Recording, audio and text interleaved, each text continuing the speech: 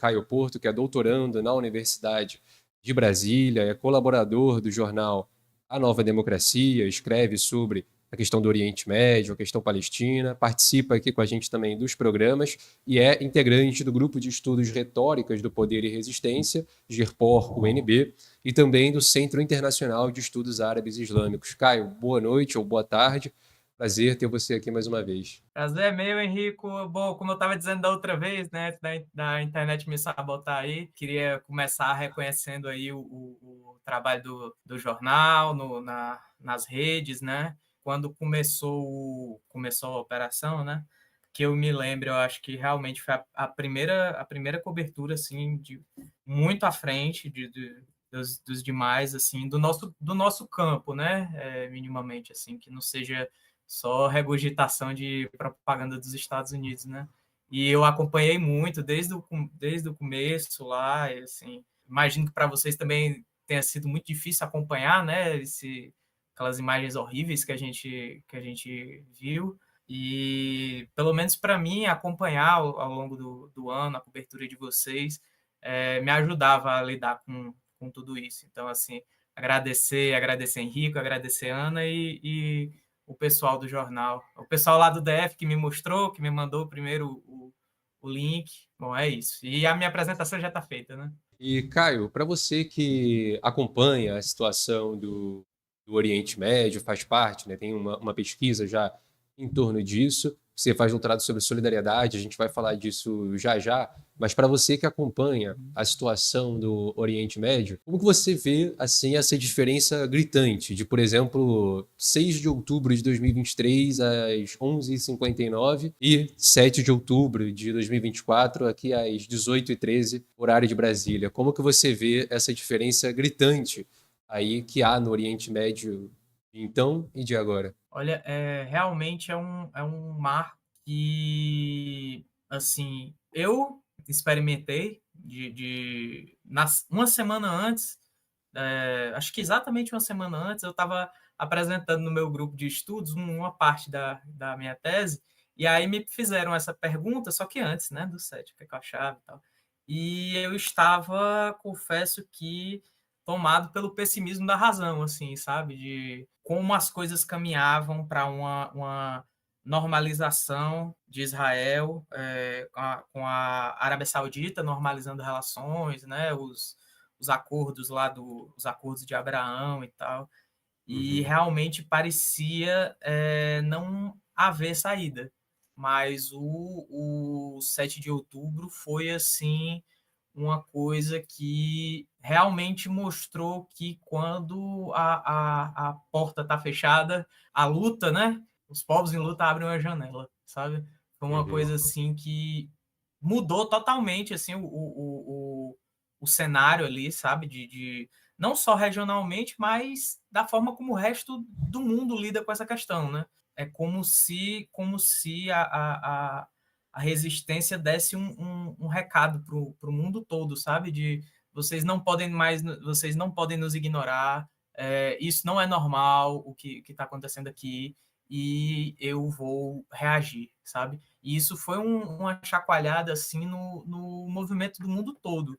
Eu acho que a gente só vai ter noção mesmo do tamanho que foi o que está sendo essa operação no futuro, com distanciamento, sabe? Porque já faz um ano que isso está se desenrolando, sabe? Não tem fim próximo, houve consequências assim, mesmo nesse campo que acaba normalmente não dando nada de direito internacional, né? Mesmo lá houve fatos importantes assim de vários países, inclusive europeus, reconhecendo a estatalidade da Palestina, o Tribunal de Haia dando uma opinião consultiva descrevendo Israel como apartheid.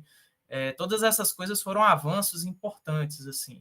Fora o avanço militar, que também é importante de demonstrar que a história não acabou, que aos oprimidos do mundo não resta apenas morrerem em silêncio, como parece que as pessoas querem, né? Assim, que o oprimido fique sendo oprimido, para você sentir bem muita pena dele, né? E aí você ficar em paz com a sua consciência, porque você é uma pessoa pacífica, que acha que as coisas devem né? Não, vamos resolver pacificamente, aí não resolve, a população que você sente pena é exterminada, e daqui a 200 anos você abre um museu, né? Enche de coisa dessa população que você exterminou e sente bem muita vergonha, pena, aquela, sabe, aquele arrastar de correntes colonial e tal, Uhum. que parece ser o projeto, sabe? Tipo como fizeram com os indígenas, com os povos indígenas no Brasil e nas Américas, que os que sobrevivem hoje, que os que sobreviveram, sobreviveram pela luta. Enfim, é isso basicamente, assim, é um marco que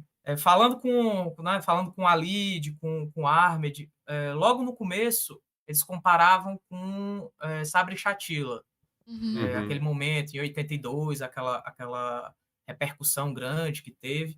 Mas quando eu fui lá no congresso da FEPAL, o Henrico Vieira estava lá, né? O Walid se referiu ao que está acontecendo agora como algo comparável à Nakba. Se eu não me engano, ele até disse que era algo Sim. maior assim do que a Nakba em termos de morticínio. E isso é dizer muito, porque 48 é o evento fundador assim dessa luta contemporânea da causa Uhum. palestina, né? Então, assim, é uma coisa que é muito grande. Caio, eu também queria agradecer aqui também essa participação e te fazer uma pergunta para a gente trazer aqui para os nossos espectadores, né? Porque a gente vê que o dilúvio de Al-Aqsa ele não se desenvolveu somente pela grande capacidade que o Hamas demonstrou em operacionalizar ali os seus planos militares, em lançar mais de 5 mil foguetes contra Tel Aviv e, desde o 7 de outubro, alguns milhares a mais aí em relação, juntando, né, o do 7 de outubro com tudo que foi feito até então.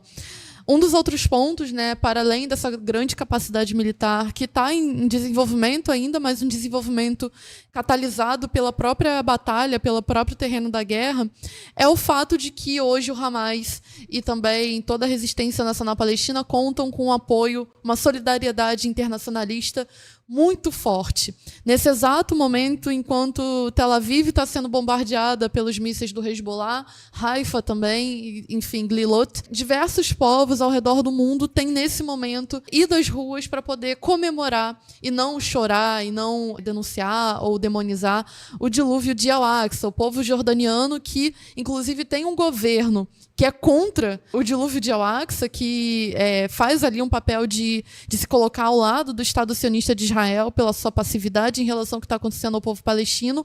O povo da Jordânia hoje tem saído às ruas falando: saudamos as brigadas Al-Qassam, saudamos a resistência do povo palestino e o Hamas, o Abu Obeida também. Como você destaca o papel, né, dessa solidariedade internacionalista? É algo que a gente não vê acontecer desde, sei lá, pelo menos desde da Guerra do Vietnã, com tanto impacto. Inclusive, hoje, os estudantes de Columbia, da Universidade de Columbia, nos Estados Unidos, também estão saindo às ruas, estão fazendo protestos, enfim, povos oprimidos no mundo inteiro e massas, né, populares têm aderido cada vez mais a essa solidariedade internacionalista.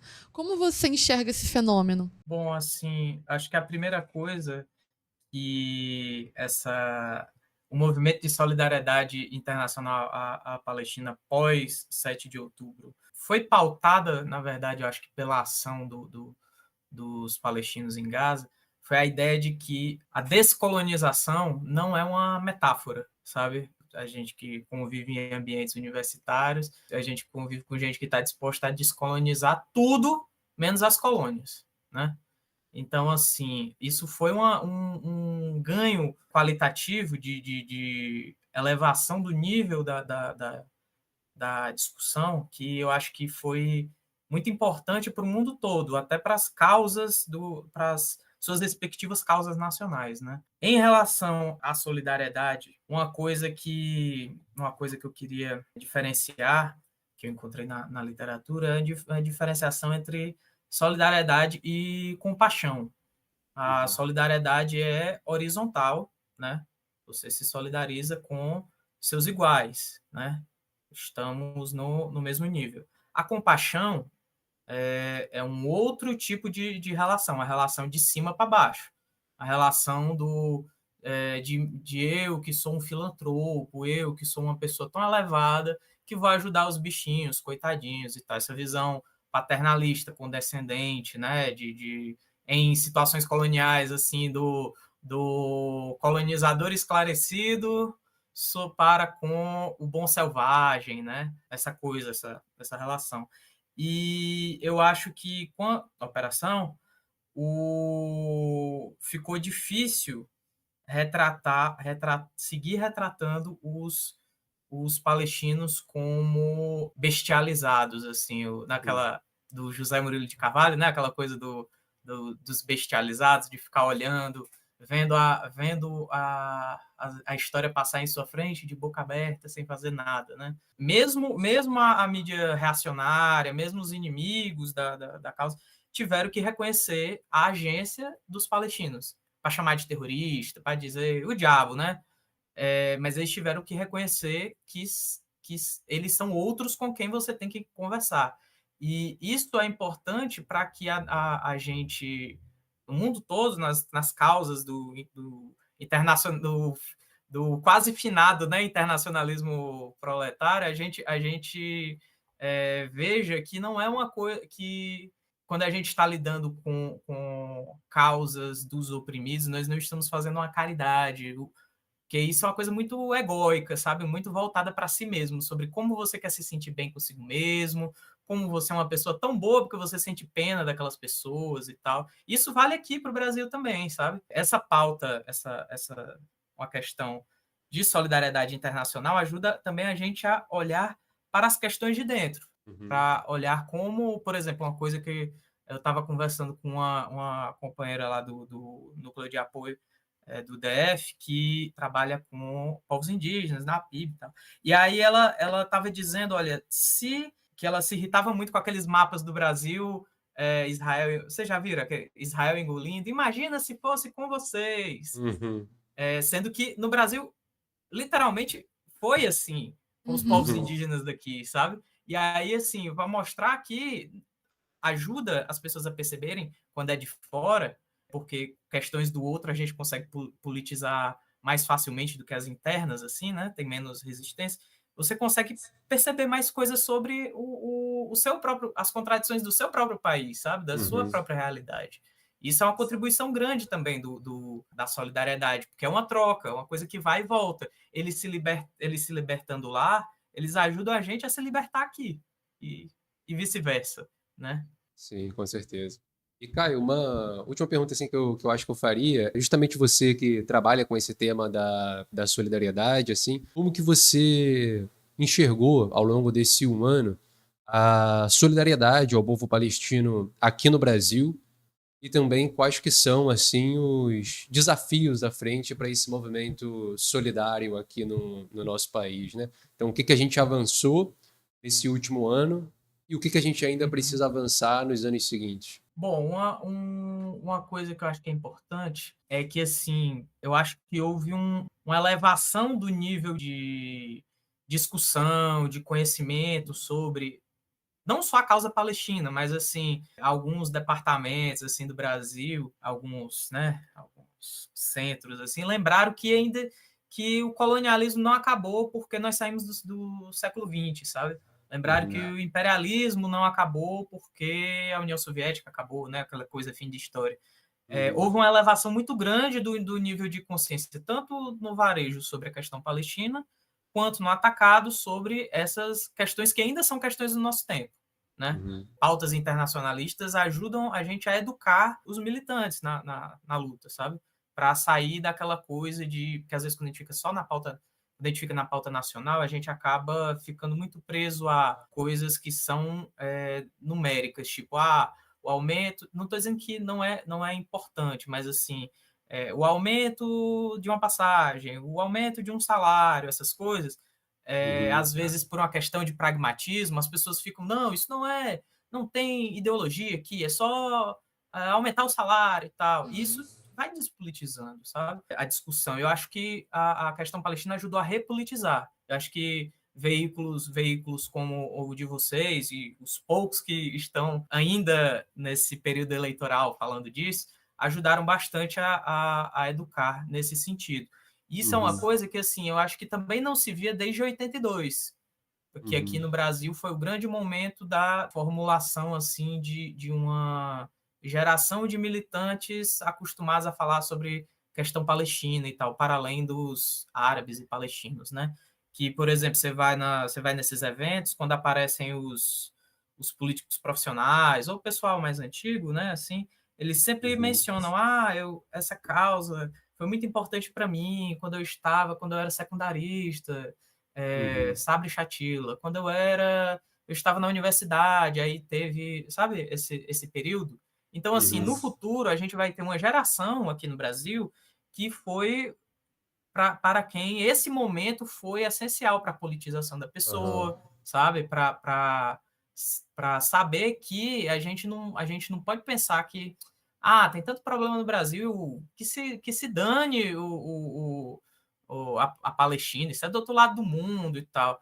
E não só porque isso é uma coisa importante para a solidariedade, é que não é só porque nos afeta diretamente, e afeta, né? Tem todo o aparato militar israelense que é exportado para o mundo oprimir suas massas, né? Mas não só porque nos afeta, mas também porque ajuda a formar uma solidariedade que é baseada não no ganho pessoal que eu vou ter, mas numa posição, numa linha correta, ideológica, de entender o mundo em que nós vivemos, sabe? Que isso é um dever das pessoas comprometidas com a libertação da humanidade, ser comprometidas com a libertação da humanidade, não só do Brasil, do DF, do Rio de Janeiro, sabe? Da humanidade. Isso eu acho que é super importante também. E a dificuldade é enfrentar isso, enfrentar esse pragmatismo que não entrega nada em troca, sabe? Esse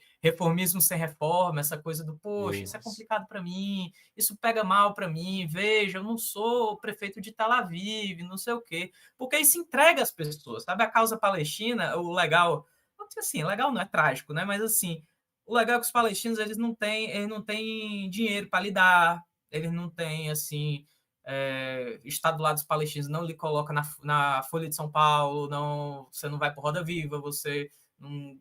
Sabe? Os oportunistas têm dificuldade com a causa palestina, porque não tem muito claramente uma coisa que você ganhe, né? De ser carreirista e tal, pelo contrário. Mas, justamente por isso, fica mais fácil expor quem, sabe... Vai lhe trair lá na frente, porque na verdade, todas as causas dos oprimidos são inconvenientes. A única coisa conveniente é remar a favor do capital. Aí você vai estar sempre bem. Mas assim, se o cara, por exemplo, diz, não vou ser prefeito, se ele larga a Palestina, que é fácil, em outro momento, fatalmente, ele vai largar.